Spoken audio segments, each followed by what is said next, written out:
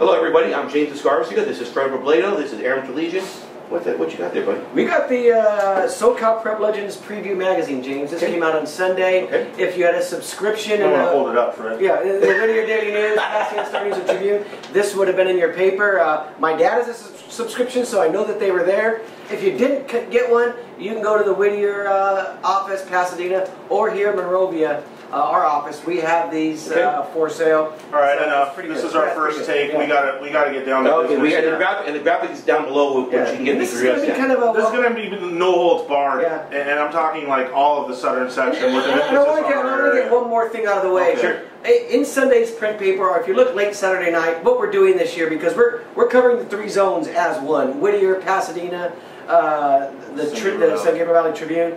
We've been doing this kind of for years. If you've been following us, so we're doing it as one-stop shop. If you follow Aram now on Friday nights, he's going to be at whatever he thinks is the best game, and he's writing a column at the end of the night, which really he looks at how the night unfolds, and it's sort of a recap and a look ahead of the following week. So you want to look for that in the editions on Sunday, and Saturday morning it'll be on the website. Yeah, and the first one admittedly was a bunt single. You know, it got on base, but it didn't hit it out of the park like it was supposed to, and that was my bad because I rushed it. I kind of got it out before, you know, around 10 o'clock, 10:30 every Friday night. It's print deadlines. It's still on your mind. I think it was more that I was just trying to get to Alfredo's. Yeah.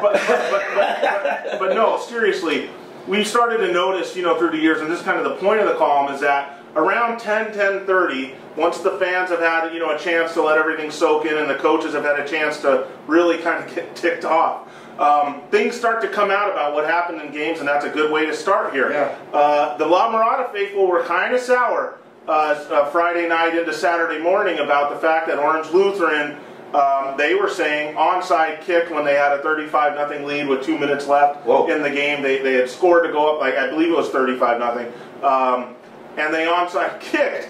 I've since seen the video. Looks a little more like a squib kick to me. It was certainly short, you know. Okay. But there's no reason you're not kicking deep. Yeah, I what am I what? What are they doing it for? That yeah, but I don't know. I think they're trying to onside kick, fumble the onside kick. I mean, it's still Well, keep in mind, Orange Lutheran with a new head coach this year. I mean, so 35-0. There should be a running clock by then anyway. I think really the thing is that La Mirada won that game last year, and you know that kind of hurt Orange Lutheran's street cred.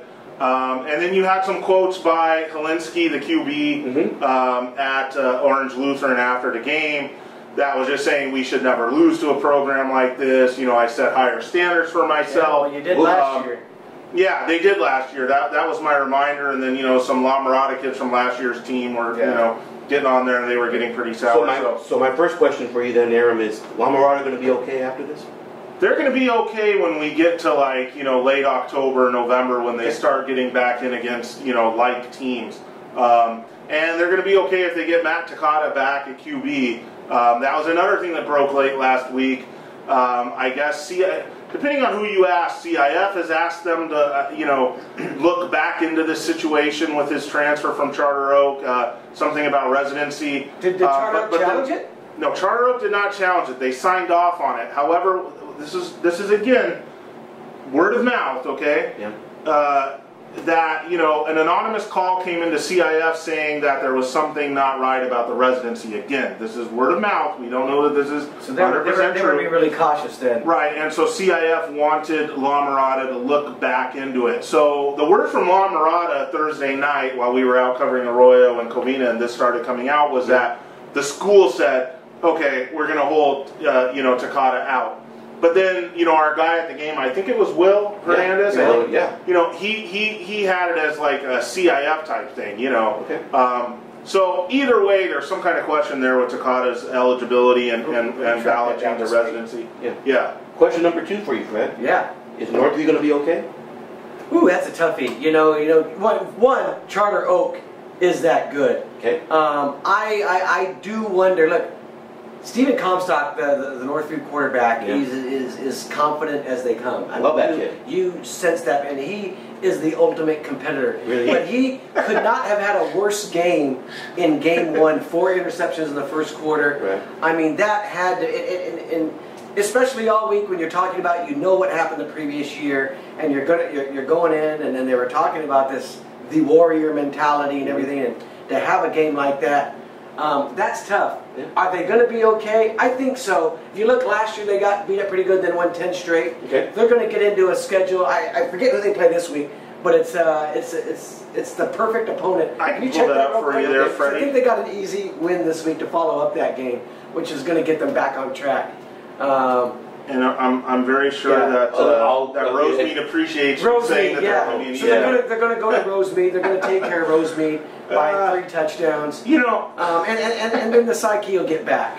I really don't think you're asking the right question here. Asking if Northview is going to be okay. The question is Charter Oak going to be okay? Because that was a team that came out of the situation with questions, and that was the QB. As if their luck couldn't get any worse with quarterbacks, Jalen Palacios, the new starting quarterback, injures his knee in the second quarter. Now, if you're going off body language of coaches and trainers and the kid himself, you're saying, oh my God, he's done for the year, right? Yeah. If you're going off what people tell you, he just tweaked it, he could have broke up some cartilage, some scar tissue, he's going to be fine, then you have some hope that everything's going to be okay for him. We already knew that Charter Oak was a very talented team. You could just tell that when they walk out on the field. You could tell that when they line up. They got the right bodies at receiver. They got the right bodies along the line of scrimmage. But we already saw last year if the QB situation's bad, it's not going to matter in the games that really matter to this program, and that's going to be, the Los Altos game last year, a league title type game, and then the ones in the CIF playoffs. Okay. So, Freddie, is right. Everyone's, seeing that 49-0 in the second quarter situation. My thing was I just wish Northview would have made Charter Oak work for it a little more. Instead, they handed the game to them. And they let it snowball and get out of control. And so I don't know. I think you're going to have to find out more about Charter Oak when we find out about Palacios, who I don't know why he wasn't wearing a knee brace. That didn't make much sense to me at all, but maybe it's not comfortable for him, or maybe Dr. Aram. I was going to say, even to the point there. You have guys that don't even have knee problems. Well, what I don't want to do is question whether he should or should not have worn a brace. I mean, that's up to their medical staff. They know his situation better than we do. My observations watching that game, when he got hurt, James, and he came down and he was laying on the table, Lou Farrar was over there, Dom Farrar, seemed like the whole coach. Bad optics, man. It looked bad, and when I went down there at halftime, there were tears on his face. There was a lot of concern. After the game had ended, and I got down, towards the end, there was a lot less concern coming out of their mouths. I talked to Dom down there, and hold on, they talked about scar tissue or this. The kid said himself, I talked to him after the game, that he was real comforted that he talked to the doctor and they didn't think it was anything serious. Okay. We'll know more this week, so I don't want to jump the gun. Like Aram said, it was totally bad. I don't care who this offends or who this bothers. Yeah. Okay. When you tweak a knee that you blew out last year, and you have those optics that you had during the second quarter of last week's game, right? I'm telling you, it doesn't just heal up in 2 or 3 days and you're fine. He might still be able to play. We're hoping, wishing, and praying that's the case. Okay. But it also might be worse than they're letting on. But if he is able to play, might be time to throw a brace on there. Might be time to to make sure that he just kind of stays in the pocket as best as possible. Okay. Yeah. Because this really is a team that's got everything: coaching, line play, receivers, running backs, you name it. They've got all the tools. We would just hate to see this again be besieged by another QB that's something situation. we really have to pay attention to. And Takata left. I mean, it would have been really handy to have Takata still, to just plug in there. Right. This was just not. This was like the one thing that you just didn't want to see happen in that game for Charter Oak. Was a given what happened last year. Right. That was the last and we're going to find out a lot more about They've been Colony this week. Colony blew out West Covina. Colony is not Northview. That's going to be a big game. And I believe that's one of the games you thought Charter Oak might have a problem with. I thought, maybe on paper, that was their toughest non-league game. Freddie thinks it might be Damien or Glendora. At any rate, they're all going to be tough. Those 3 games, they're good. Charter Oak will be tested more. They got to be the favorite in all those games, especially if Palacios is good to go. I've just been around long enough to know that knee injuries don't get better overnight when you have a situation like you had on Friday night. And this may be something where, God willing, the kid's still playing, but he needs to just kind of stay in the pocket, not move around, get the ball out. And that's probably going to be good enough to get Charter Oak a lot of wins. Just don't risk him. Yeah, I tell you what, defensively though, they were a monster. They go back to who does it come back to? My man, Roger Lehigh. It always comes back to that. Hey, a couple more questions here before we wrap it up. Give me a result that kind of surprised you Friday night. Well, it was actually Thursday night. It was the South Hills. I didn't expect a lot out of South Hills. And, talking to Coach Bechtel, I talked to him the week before, and I planned on doing a story. Okay. And part of that story was kind of jokingly, and I talked to him, are they the third best team at Covina District Field now? Something you never talked about with Covina. Now you're getting me fired up. That got him fired up, and we, I had to leave the call. He went somewhere else, and we never came back to that. He's reminded me all week about thinking that. And I told him that's the best story I never wrote right now because they looked great against Crenshaw. I didn't get to see that game, but I had friends and people that were there saying that South Hills looked really good. Were your friends or people that were there telling you that the Crenshaw quarterback? They did. And okay, they also, sure. Yeah, they did. But they said that South Hills, their quarterback was really good, managing the game, really tough, and that they're going to be okay. We'll see what okay means. That Coach Bechtel, he can coach. He can really coach offense. Yeah. And he can really get guys excited to play for him. Those are all great things. And he can really get after Aram on text messages too, as I found out. Getting text messages from him saying like, thanks for the motivation, our kids really appreciated it. And I'm sitting there racking my brain after that game saying, what the hell did I say? I don't even remember saying anything. So I went back and read the preview, which was all of about 6 sentences, or maybe even 3 or 4, and I just said that Crenshaw's speed, may test South Hills. Total disrespect. Total disrespect. I couldn't think of something worse to say about a team. There are probably posters out there. Right, they're going to test our speed.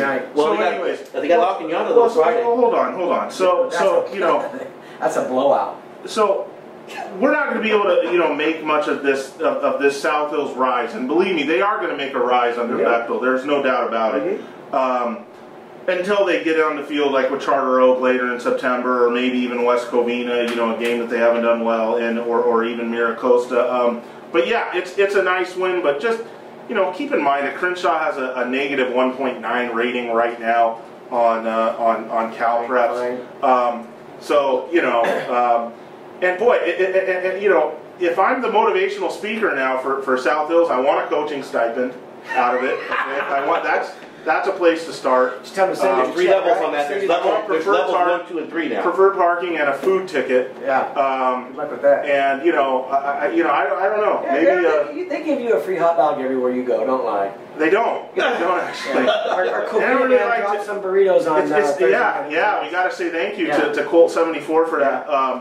Not a big eater at the games, Freddie. Like Steve Ramirez likes to really kind of get after it. You do too. Yeah. See, you guys don't have GERD. Yeah. When you get the GERD going, by the third quarter, I'm burping up acid. Real quick before we leave, Bishop. No. What do you mean before we leave? We got time. We got a lot to talk about here.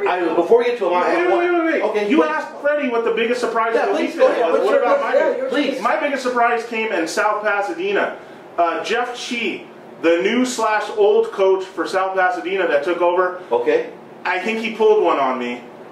Which is easy to do. Yes. Well, yeah, it's not hard to bluff a sports writer, I guess. The week or 2 leading up to the game, I called him to find out how things are going. Well, we'll see if we can field a team. And, get the slow play here. We have small numbers, and a lot of these guys don't know where they're going yet. And all this stuff. And it just looked like a spot where Rosemead, with a coach like Coach Castaneda, who does speak his mind. I love Matt Castaneda. I mean, you saw that guy, he played at Amat briefly, and then he was a stud all-area quarterback who old Aram covered back in the day at Los Altos. Awesome guy, but he's a young guy. He's 28, 29 years old, and he's a head coach now at Rosemead. He talked a lot coming into the season about the things, he wanted to do. Most of the quotes I didn't even run. But he is, talking a good game, and he's got to, and it looked like a spot for Rosemead to get its swagger back. Rosemead had some guys returning, new coach. They had a good summer throwing the ball, and it just looked like a spot to take advantage of a South Pasadena team that really handled Rosemead last year. And a South Pasadena team that Coach Chi, could barely field a team. And what happens? I think it's 20-7 South Pass or 27-7, and Sure. every highlight that Vincent you got played on that one, huh? Venu was throwing up highlights, and every time he looked up, it was like Rosemead was throwing balls right to pass it to South Pasadena Rosemead's DBs. going to be 0-2 this week. So that one really surprised me. Yeah, that's the problem. And we mentioned this in the column that I wrote about Rosemead. Can the program be salvaged?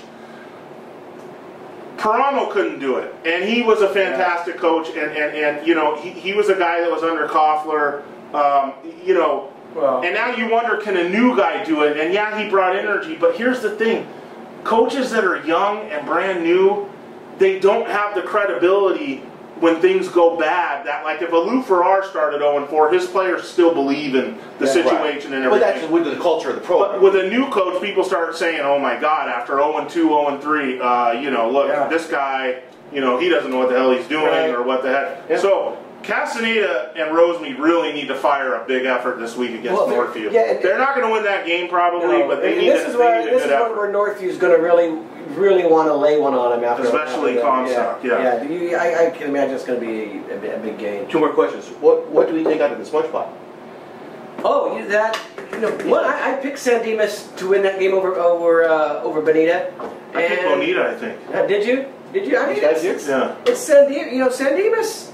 I think they're going to pick up. They're going to be right there, like always, battling Northview this year for the league championship. I think their quarterback O'Leary worked out this week. I mean, he's a passer. I've heard from some people. I didn't get to see. I wasn't at that game. Aram and I were both watching the fight Saturday night, but I heard positive things from him. Okay. And if San Dimas, like I said in the preview, they have a guy who can throw the football with everything else that they do.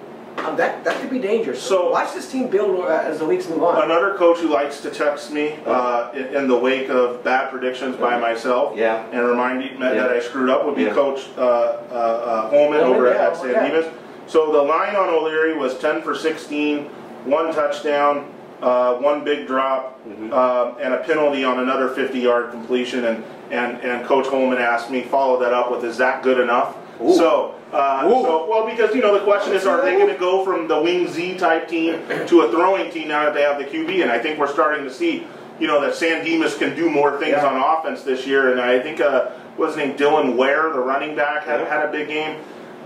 You know, look, I mean, we saw Covina last week against Arroyo. We saw Northview against Charter Oak. Yeah.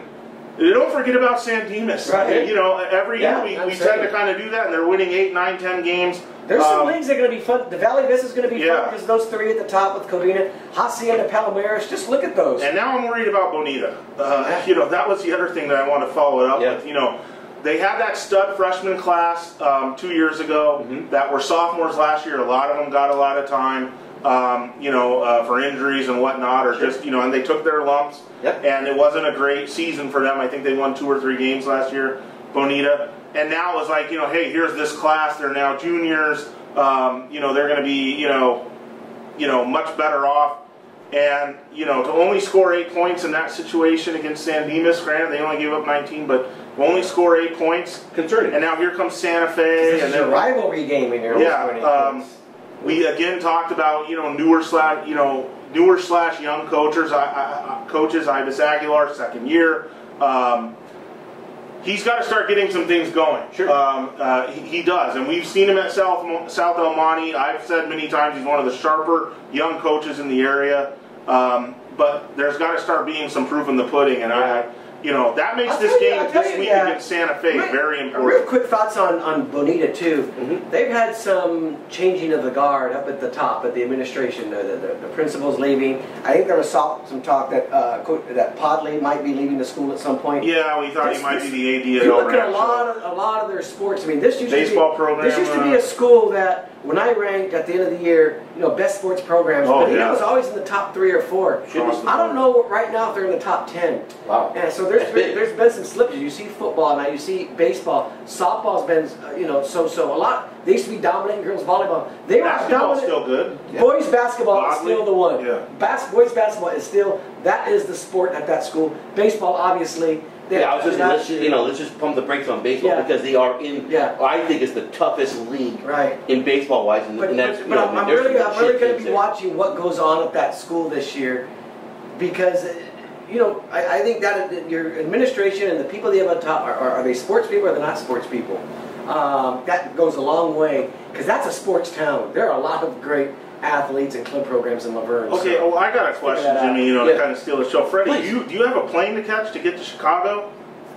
Oh yeah, that was my Bishop Amat. That was my next question. Were you going to Bishop Amat? They invited me to that trip, but because they weren't going to include me in their trip to Notre Dame on Saturday, I said, screw that. I'm not going with you guys.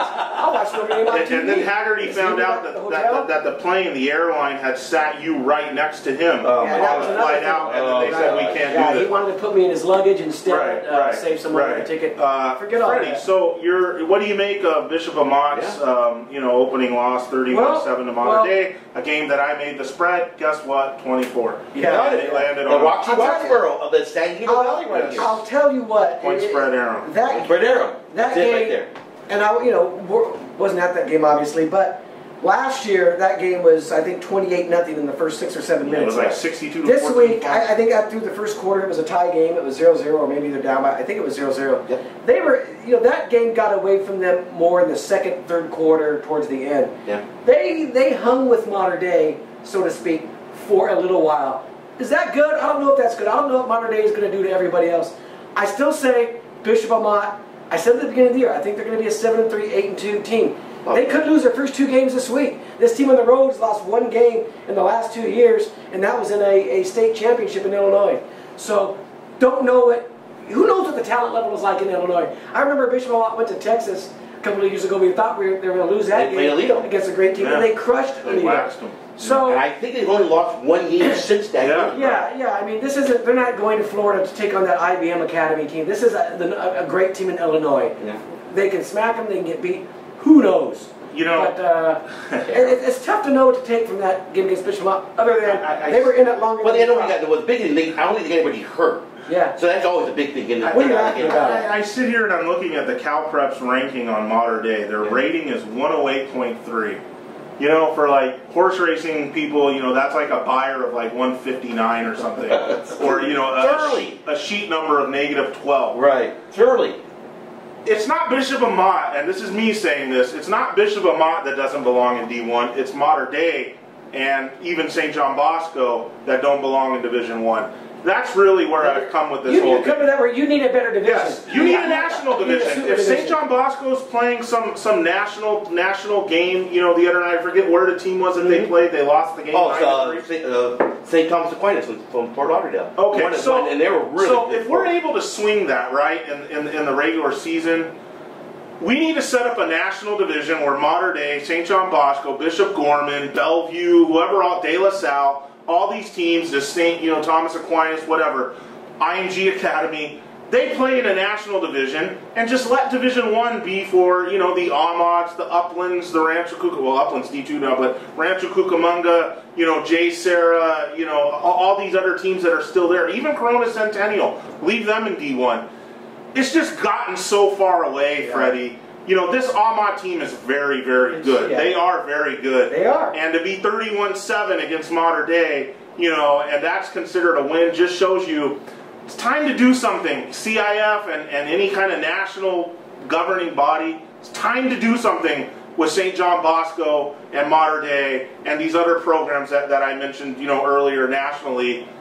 Get them out. Yeah. And let D1 be among the other teams. I like Aram's idea in theory. I just think it's never going to happen. I think that they do go inside. Why not? It's money. They're getting these games on ESPN. Think of all that cash that's out there. Because as great as those teams are, when you get into semifinals or there's potential for upsets. Things can happen. I mean, it always does. Because these teams like the... You think there's a potential that Modern Day gets upset? There's potentials for that, Aram. It's come football. On. Who's going to upset them? The only team that can beat them is Bosco. But this is how it is. And we already know that. I would share the history of football. And stuff like this.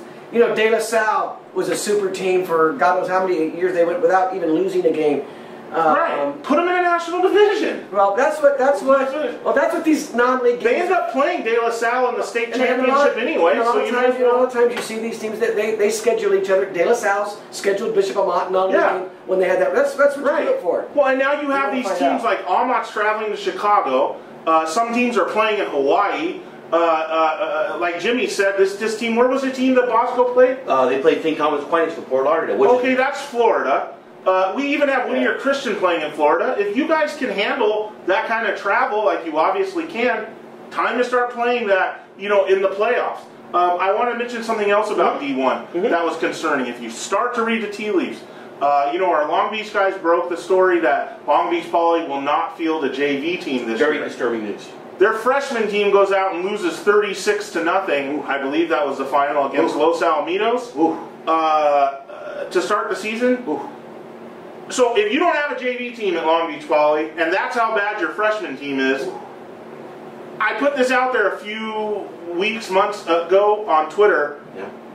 Over under on how many years before Long Beach Poly's in D2 or D3? Yeah, I don't buy that. It's well, not remember, looking good, buddy. I told you last week. I'll believe it when I see Well, it. they have no JV team, Fred, and their freshman team just got waxed by Los But they Alamitos. own Long Beach. When you look at Wilson and Do they? Jordan, and, yeah, Or does Bosco? they get the best players. No, Bosco doesn't. I still think Long Beach Poly is going to get their share enough to be in D1. They just Well, they better keep hoping Matt Corral show up every year. But that's a transfer. What if he doesn't transfer? I just think that they're going to be fine. Hey, I don't know, man. Quick hits, real quick. Bad sign. Yeah, go ahead, please. Bad sign. Another win that I thought was pretty good. Hector Spathias, his debut at Los Altos, pretty good win over San Marino. The Concord Crazies, right? That was a good one. Any other ones that you? Yeah, the alma mater, if you don't mind. Temple City. Yeah, Temple City. Yeah. We're back. Yeah. They beat Pasadena Poly, which is saying something because Pasadena Poly waxed them last year. Yeah. Revenge game. That was the first game for Riley Saxon, who's a former Temple City player himself, a Temple City grad. He finally got the head job. You know, I don't know what it means. In college basketball lore or history, this is like bragging about UCLA beating Princeton. Well, okay, we're happy to get the win, but now here comes Arroyo this week and Jim Singheiser, and you know Singheiser all week's going to be telling us guys they're 1-0. Yeah. You know, you guys can't screw around, and I didn't like what I saw, and you know, and then Arroyo's going to. Yeah, you can write that story now and plug in the quotes here. Hey, quick thing before we leave, we've got the 4 games that you guys are going to be watching on our previews. Give me another game that you're kind of looking at this week. This week, God, I think you put me on the spot. Please. Let me see. Actually, the West Covina Crenshaw game, I'm kind of curious. I want to know. Now they didn't have their quarterback. If they get their quarterback, that's the word. Different story. Yeah. But West Covina losing the way they did to Colony, I'm a little concerned with where they're at this first year without Mike Majori. If that quarterback's not there, given what South Hills did in the city, you expect West Covina. You've got to think that they can win that game. I would say LaSalle against Monrovia. Both teams are 0-1. Both teams very much need a win. LaSalle, you know, they can't, you know, how can I put this, you know, they got to win. I don't want to say posture-wise, but, you know, as far as, you know, the aesthetics, they can't afford a loss to Arcadia and Monrovia in back-to-back weeks because these are the kids they're trying to get over there. Yeah. So, or in theory they are, the Catholic ones. So, LaSalle really has the pressure on, but so does Monrovia, you know. I don't understand why they have such trouble with Burbank. I know Burbank's good, but both teams 0-1, both teams desperate this week. Should be a really good game. Okay, so the conversation. Yes, sir, please. No, I said there you go. Yeah. The wrap. Yeah. So we need to start doing more of these. Yeah, we'll do this every Monday. And remember, guys. And let us know, maybe people who want to answer back, we'll post it on the blog. I was thinking that maybe the first thing that we should do before we get to the drills is to make this a live broadcast that we do. We possibly can do that. Monday mornings. Could be. We'll call it the 10:30 or 11 o'clock live broadcast. We'll talk about what happened this past weekend and look ahead. What do you think, Aaron? Maybe? Yeah, whatever. I mean, there's a lot to be said. Periscope. Could be. Just a reminder, guys, the conversation just doesn't stop here at the end of the video. We're going to put this on the blog. It's going to be all, you know, all over. So make sure let's keep the comments professional. We don't need to be out of hand. There was a comment last week. Some guy didn't like Aaron putting up point spreads. Well, guess what? Deal with it. I didn't see that. I did. It wasn't one of everybody loved point spreads. I'd say, you know. But again, we're not real point spreads, man. We're just trying to give you an idea of. You know, just should we say 3 touchdowns instead of 21 points? Yeah, you know. The guy probably doesn't like chocolate ice cream either. Make sure you pick up the magazine. Make sure you follow Aram on Friday night. He's going to give you the overall big picture of each week and everything. And then, hey, St. Francis, you're on deck on Thursday. Good luck to you guys. They're playing on Maricosta. There's going to be a lot of eyeballs in that game. We will see you on Friday, everybody. Thank you.